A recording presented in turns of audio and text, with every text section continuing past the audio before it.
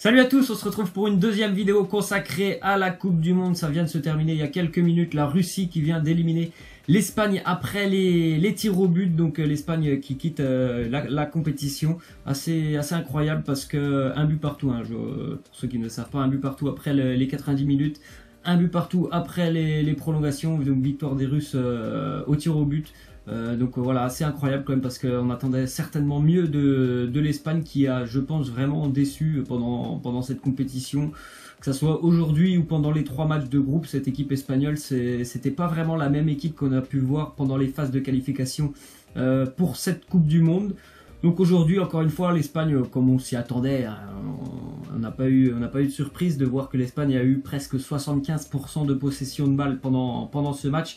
Le seul problème, c'est que même sur les 3 matchs de groupe, et encore une fois aujourd'hui face à la Russie, cette Espagne, elle a beaucoup de problèmes à avoir, on va dire, un petit peu de diversité dans son jeu, de créativité aussi dans les 30 derniers mètres russes. Les Russes, bon, ils ont fait vraiment ce qu'ils ont pu, donc c'est-à-dire qu'ils sont restés dans un bloc bas très compact avec très peu d'espace pour les Espagnols, mais l'Espagne, ils ont tellement l'habitude de jouer face à ce genre de sélection que pour eux aussi c'était pas une surprise de voir les Russes jouer vraiment dans un bloc bas très défensif. Mais par contre, voilà, sur les 4 matchs de la compétition qu'a joué l'Espagne, on n'a pas vu vraiment de créativité. Encore une fois, aujourd'hui, je crois qu'ils font plus de 1000 passes. Et ça en devient presque ennuyant parce qu'on les voit, ils tentent, ils essayent de déstabiliser. Mais il y a un moment, je trouve qu'il faut que cette équipe, elle accélère dans les 30 derniers mètres.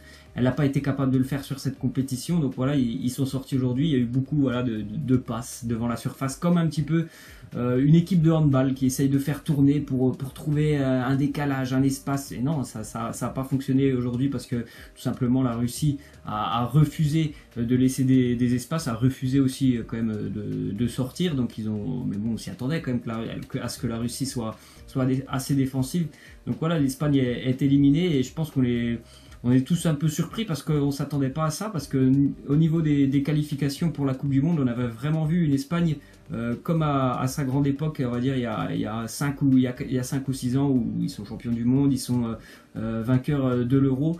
Donc voilà, on avait retrouvé vraiment une très belle Espagne. Et puis après, je pense qu'il ne faut pas aussi oublier le fait que même si certains ont dit que ça ne changerait rien parce que cette équipe, c'est une grande équipe, et qu'elle n'a pas besoin de ça, on va dire. Il ne faut pas oublier qu'il y a un mois, ils ont viré leur sélectionneur 2 jours avant le début de la compétition. Donc je pense aussi tout simplement que ça a certainement dû jouer un petit peu quand même dans la tête des Espagnols.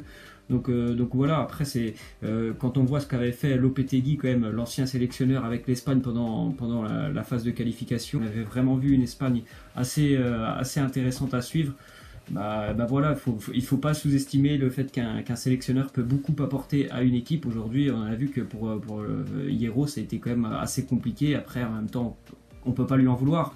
Il a pris cette équipe lors du premier match, donc c'est quand même assez compliqué de mettre, on va dire, tes idées en place, même si cette équipe d'Espagne, elle a des idées qui sont les mêmes depuis de nombreuses années. Il faut pas sous-estimer le fait quand même que voilà, on pensait, moi j'ai jamais pensé ça, mais en fait comme si de virer le sélectionneur c'était pas grave, ils allaient s'en sortir quand même. Non, c'est pas possible.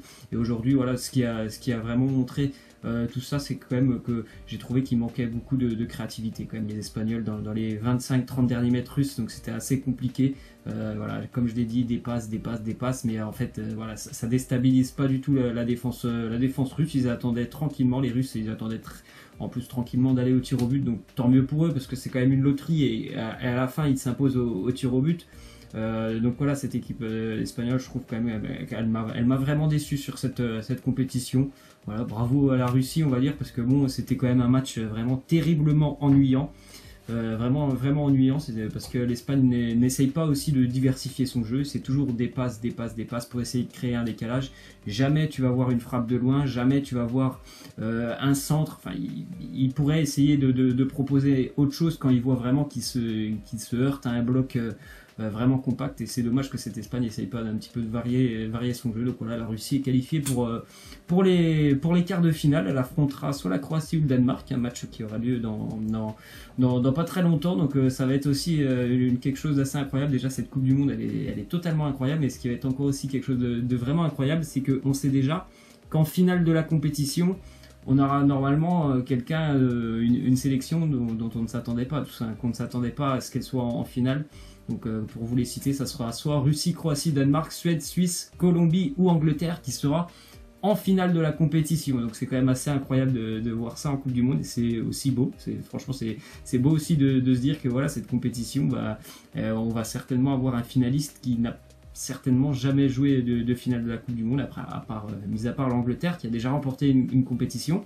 Mais c'est quand même assez incroyable cette partie droite du tableau avec l'Espagne qui est déjà sortie. Donc voilà, la Russie est qualifiée. Elle a joué avec ses armes. Je pense que franchement, ils ont quand même aussi vraiment refusé le jeu souvent. Parce que même quand ils avaient des ballons pour essayer de relancer, notamment en deuxième période, ils n'ont pas beaucoup pour quand même essayer d'aller se projeter vers l'avant.